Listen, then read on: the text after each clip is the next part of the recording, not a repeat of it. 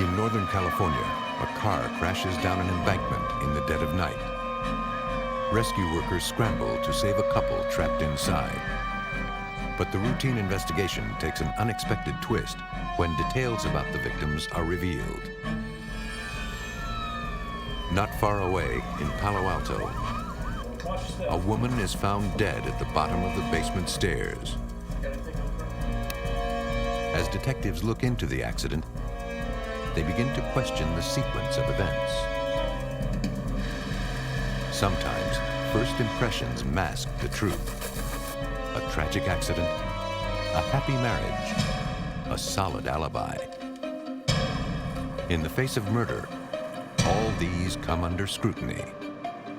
To solve the demanding cases, investigators must sift through the debris of shattered vows.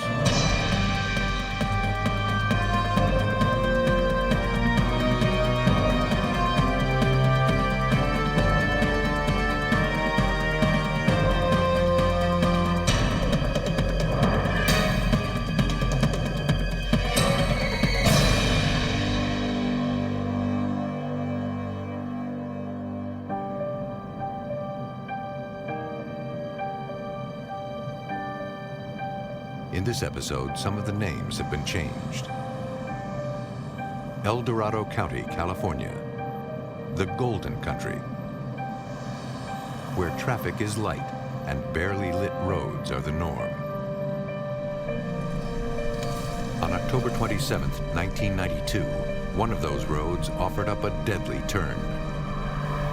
Around 8 p.m., a man driving alone noticed swerving headlights in his rearview mirror and heard a crash.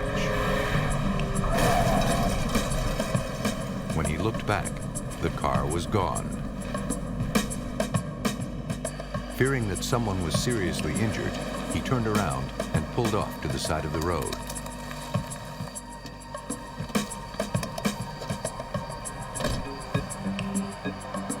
He saw the vehicle at the bottom of the embankment. He ran down to help. The woman sat motionless. Her companion sat dazed and in pain. Fire emergency. A car went over the embankment. Are there people injured? Yeah, there's 2 people inside, and I think the driver's dead. The other guy's hurt real bad. Units from the Folsom Fire Department raced to the scene. Officers from the California Highway Patrol and other emergency personnel moved quickly to rescue the victims.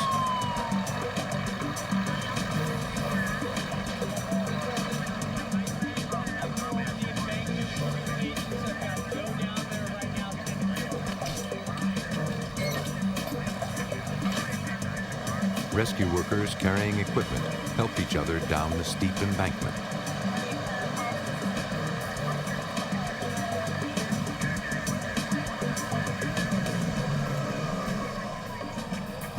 Paramedics confirmed the woman was dead. The passenger identified himself as Mitch McLeese. He said he couldn't move his legs. Paramedics suspected internal injuries.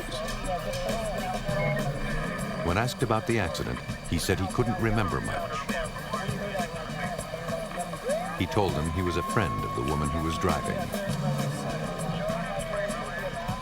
Her driver's license identified her as Susan Moyer, a 52-year-old woman from El Dorado. We're going to help you out. We have to get you out of this car first, okay? Just try to relax. McLeese said he must have fallen asleep. When he woke up, they were in the ditch.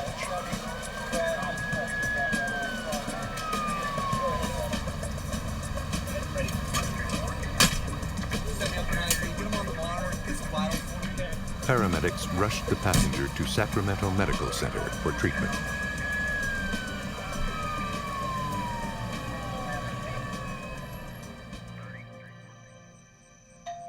A deputy from the El Dorado Sheriff's Department arrived at Susan Moyer's home around 11 p.m. He told Ken Moyer his wife had been killed in a car accident.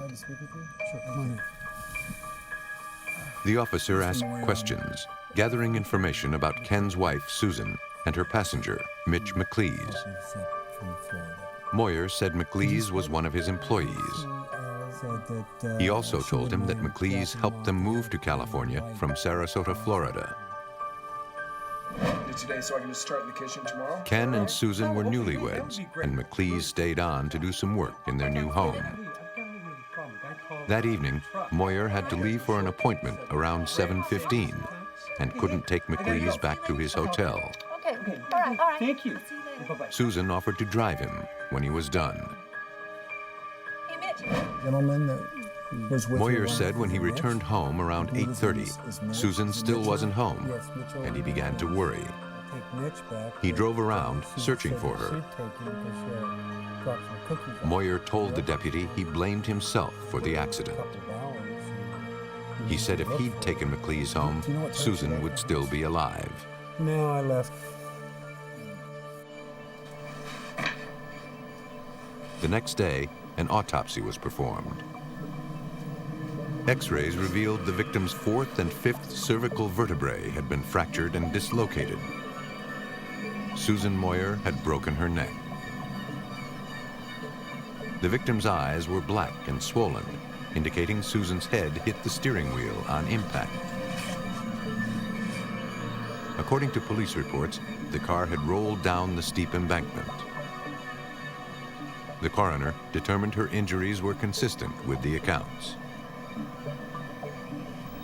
The death was ruled accidental.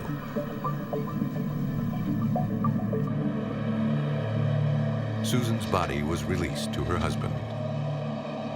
She was cremated and her remains sent to her hometown of Sarasota, Florida, for burial.